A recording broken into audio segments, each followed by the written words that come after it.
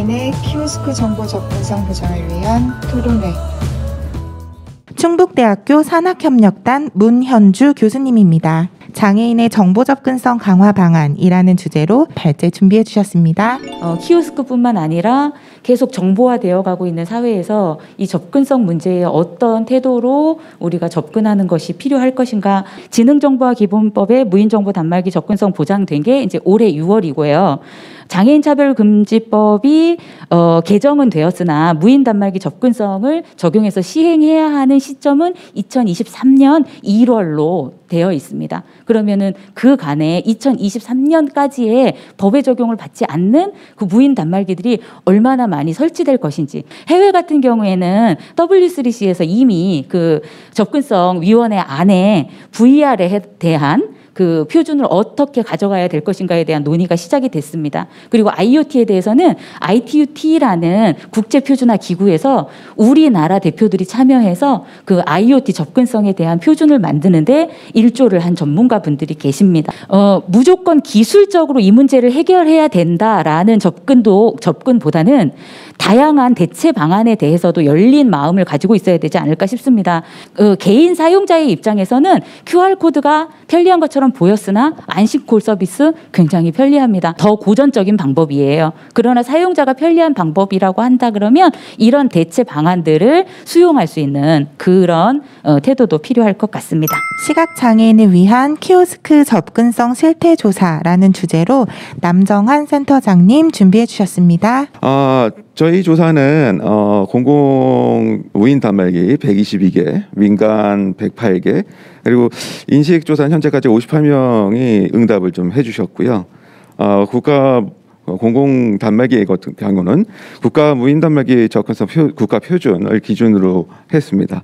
이 사실 지침에 의해서 설치는 되어 있어요. 근데 설치까지가 목적이 아니었나라는 생각이 들고요. 관리하는 사람들도 이거 지침과 뭐 조례 개정된 것들을 명시적으로만 봤다는 게 가장 큰 문제라고 저희는 판단을 하게 됐습니다. 민간 키오스크 같은 경우는 전용 확대 기능이 8개 조사한 것 중에 3대 정도 됐었고, 뭐 음성 피드백은 되는 기기가 거의 없었고, 키패드라는 것으로 입력 방식이 제공되지 않았습니다. 저희가 이 두 가지 조사를 하면서 인식 조사를 병행해서 진행했는데요. 사실은 결론적으로 공공 키오스크나 민간 키오스크 모든 것들이 시각장애 접근 가능한 기기냐라는 거였었어요. 그리고 그 안에서 우리가 일상적으로 많이 만지게 되는 휴대전화, 스마트폰의 기능에는 시각장애인 턱백 기능이나 보이스오버 기능들이 있기 때문에 이런 기능들과 유사한 기능들이 키오스크에도 탑재되어야 한다는 것들이 저희 나름대로의 중지가 되게 됐습니다. 이 법률 안에서의 자연스러운 것들이 지켜져야 하고, 그리고 이런 법을 지켜가면서 일을 하고 있는 업체들한테도 인센티브를 정말 더 주어야 또 이런 것들이 확실하게 지켜지지 않겠냐는 생각이 듭니다. 오늘 통역을 맡아주실 대구대학교 직업재활학과 조성재 교수님입니다. 이어서 미국의 로라 보넬로 밀러님을 소개합니다. 미국에서 줌을 통해 함께 참여하고 계신데요. 현재 비스페로 프리덤 사이언티픽 조스 키오스크 팀의 기업 비즈니스 개발 매니저입니다. 조스 키오스크 솔루션 소개 및 미국 내 콜라보 사례를 발표해 주시겠습니다. 이 회사가 옛날에 이제 프리덤 사이언티픽으로 조스 만든 회사가 있었고, TPG, 그러니까 시각장애 보조공학 기기 소프트웨어 개발하는 회사 한 4개 정도가 이 자회사를 둔 그 모기업입니다, 이게. And JAWS kiosk is installed locally and is available with enterprise level support. 그래서 뭐 조스는 그냥 그 로컬리, 그러니까 그 어떤 개별적인 것에서 사용이 가능하고 기업 차원에서의 지원 내지는 그 설치 적용이 가능합니다. 어떤 개별화, 그러니까 맞춤형으로 이제 세팅을 할 때 필요한 것 할 수 있는 게 뭐냐면 음성 속도, 소리의 크기, 그 다음에 말로 말해주는 정보의 양 등을 의미합니다.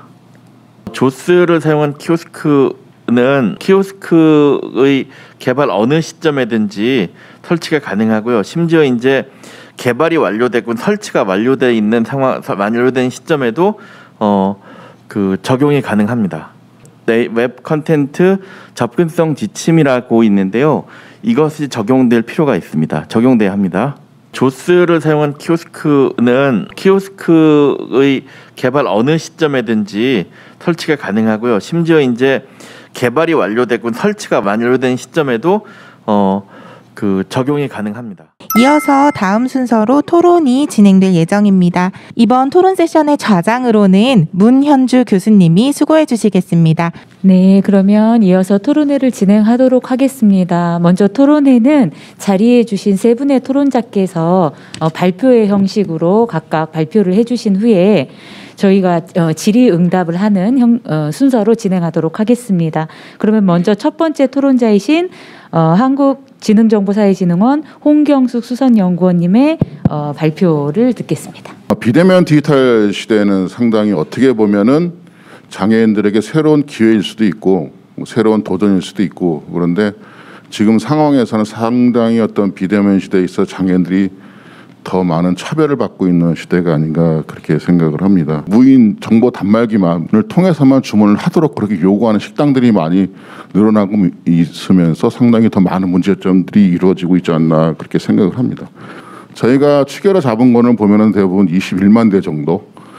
특히 이제 요식업이라는 이런 부분에 상당히 많이 키오스크 보급이 확대가 되고 있다고 보시면 될 것 같습니다. 2020년 6월 10일 이후부터 구매하는 거는 대부분 이제 접근성을 준수한 제품을 구매를 해야 되는데, 접근성을 준수를 했냐 안 했냐를 검증할 수 있는 방법이 없었던 거죠. 그래서 여기서 가장 중요한 건 하위 시행령이라든 이런 부분을 개정하는 절차가 남았는데요. 무인 정보 단말기의 범위를 어디까지 할 것인가, 그 다음에 대상을 어떻게 단계적으로 의무화할 것인가에 대한 것들이 주요한 이슈가 아닌가 생각을 하고 있고요. 행정안전부에서는 이제 관련된 무인 민원 발급기에 대한 표준 규격을 고시로 제정을 해서 지난 7월 1일부터 구매하는 모든 무인 민원 발급기는 새로운 규정에 맞춰서 도입이 돼야 될 것 같고요. 국제의 어떤 기술 표준, 접근성 표준 트렌드를 좀 반영을 하고 있고요. 국내의 어떤 키오스크의 기술 현황이라든지 어떤 장애인 사용자들의 어떤 분석을 통해서 개정안을 좀 마련을 했고, 음성 인식을 통해서 간단한 메뉴들을 쉽게 주문하고 결제할 수 있는 그런 것들을 개발하고 있고, 결론적으로 보면은 이제 무인 정보 단말기까지 접근할 수 있는 그런 편의 시설에 관련된 부분이 보장이 되어야 되지 않느냐. 또 하나는 그 접근성뿐만 아니라 사용성이 보장된 그 무인 정보 단말기의 어떤 개발 보급이 좀 필요하다. 마지막으로는 내가 쉽게 내가 원하는 방식대로 무인 정보 단말기를 이용해서도 할 수가 있고, 테이블에 서서도 주문할 수가 있고, 이런 모든 것들이 내가 원하는 형태대로 이용할 수 있는 무인화 시대에 무인 정보 단말기의 접근성이 개선되는 방향이 필요하지 않느냐 그렇게 생각을 합니다. 두 번째 토론자는 서울시립농원 시각장애인 복지관 학습지원센터의 강완식 센터장님이십니다. 발표하실 제목은 저시력 시각장애인 입장에서의 키오스크에 대한 주제로 발표해 주시겠습니다. 철저하게 저시력인 관점, 그러니까 사용자적인 측면에서 제가 얘기를 해보자. 어떤 장애에 대한 접근성 이야기를 할 때 대부분의 포커스는 물론 이제 그게 당연하긴 하지만 아주 심한 이제 체중증의 장애인에 대한 것에 포커스가 너무 많이 맞춰져 있어서 경증 장애인들이나 시력을 활용할 수 있는 제 입장에서는 그런 사람들을 위해서 접근성을 지켜가면서 차츰차츰 높여가는 것도 하나의 방법이라고 생각이 되고, 우선 저시력인 입장에서는 키오스크를 딱 만났을 때 높이에 대한 문제가 있어요. 굉장히 근접해서 그 키오스크를 봐야 되거든요. 어쨌든 키오스크가 한 180, 190 이렇게 되는 키오스크들이 있더라고요. 팔 뻗어서 해야 되는데 저희는 그 메뉴 자체를 볼 수가 없죠. 그 다음에 이제 거리의 문제도 있어요.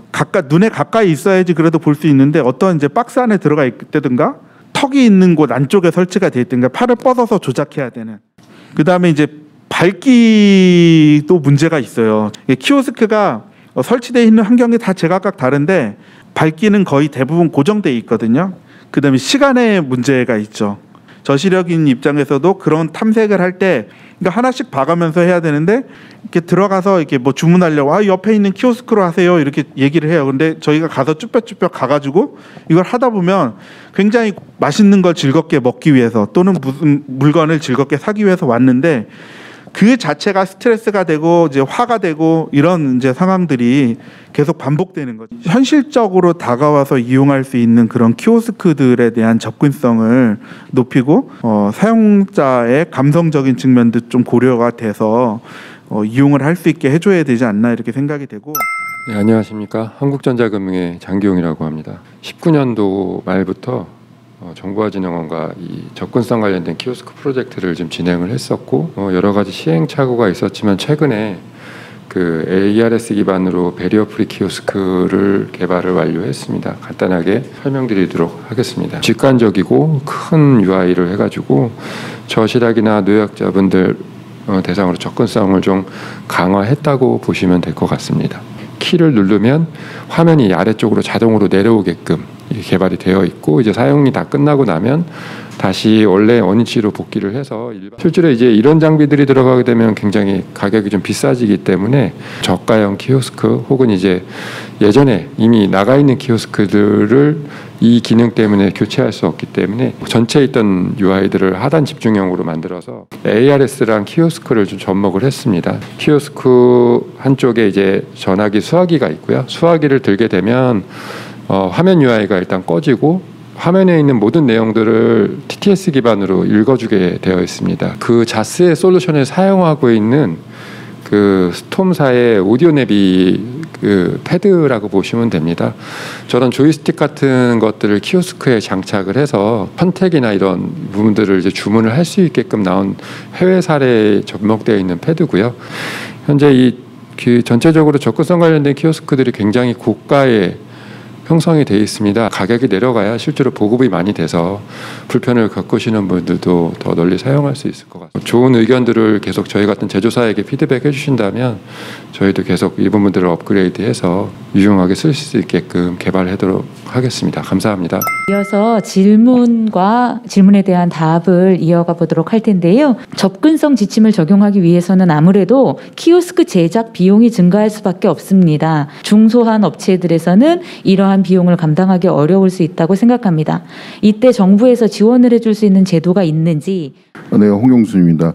그 지능정보화 기본법에 의하면 이제 그 장애인들을 위한 정보통신 보조기기나 접근성 개선을 위한 예산을 지원을 할 수 있는 근거가 있고요. 아마 중소벤처기업부에서도 중소기업들이 관련된 그 R&D 예산을 신청하면은 받을 수 있는 기회는 상당히 좀 많은 것 같습니다. 이 보급이라는 중요한 부분들이 있기 때문에 보급 확산을 어떻게 할 것인가.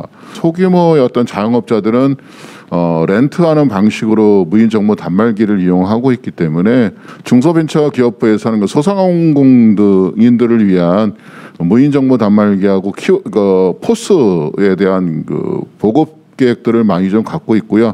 그 만들어 놓은 무인 정보 단말기가 이제 보급 판매될 수 있도록 하는 연계 고리가 필요하지 않는가.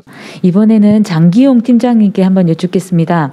ARS 키오스크 방식을 생각하셨다는데 스마트폰에 있는 보이스오버나 톡백같이 터치스크린 지원을 할 수 있는 방법은 기술적으로 어려운 부분인가요? 물으셨고 더불어 ARS 방식을 활용한다면 근거리 통신 방식으로 테이블 오더도 가능하게 할 수 있나요? 라고 물어보셨습니다. 기술적으로 어려움은 없습니다. 스마트폰이 리모컨 기능을 하는 거고요. 키오스크랑 통신을 해서 조작을 하겠다라는 의미라고 보시면 될 것 같습니다. 두 번째 말씀하셨던 스마트 오더도 비슷한 개념이라고 보면 되는데 UI가 이제 스마트폰으로 내려왔다라고 보면 될 것 같습니다. 다만 기술적인 것보다는 이제 현장에서 사용 시에 좀 어려운 부분이 있습니다. 결국 이제 통신을 해야 되는데 근거리 통신을 쓸 것이냐 아니면 와이파이를 해서 쓸 거냐. 근데 와이파이라고 하는 건 실제로 매장에 있는 키오스크와 통신을 해야 되기 때문에 매장 내에 있는 와이파이를 잡아야 서로 통신이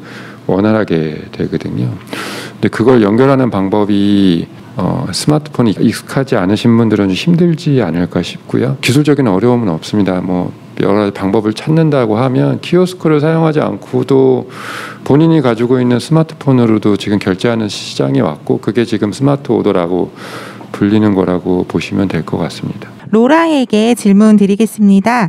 미국 재활법에 따라 접근성 지침을 준수하여야 하는 것으로 아는데 이를 어길 시 재활법의 제재를 받는지 궁금합니다. 그리고 만약에 제재가 된다면 그 근거 그리고 처벌 정도에 대해서도 궁금하다는 의견이 있었습니다. 그 ADA 같은 경우가 이런 그 ADA가 굉장히 방대한 법인데요. 첫 번째 위반했을 때는 이제 7만 5천 불이고요. 똑같은 게 이제 두 번째 위반되면 15만 달러거든요. 그러니까 이건 접근성 관련 정당한 편의 제공 불이행 시 이런 벌금이 되는 건데 적어도 그래서 항공사 쪽하고 이 보팅 투표 쪽에 있는 키오스크는 ADA에서 정한 엄격한 처벌 기준이 적용이 된다고 하네요. 앞선 토론회 중에 미국 맥도날드의 키오스크 영상이 기억에 많이 남는데요. 이는 NFB, 미국 시각장애인협회에서 지속적으로 권익옹호 활동을 시도한 끝에 얻어낸 값진 결과였습니다. 이처럼 앞으로도 실로암은 시각장애인의 권익옹호를 위한 활동을 지속해 나가겠습니다. 이상으로 오늘 준비한 토론회를 모두 마치겠습니다. 감사합니다.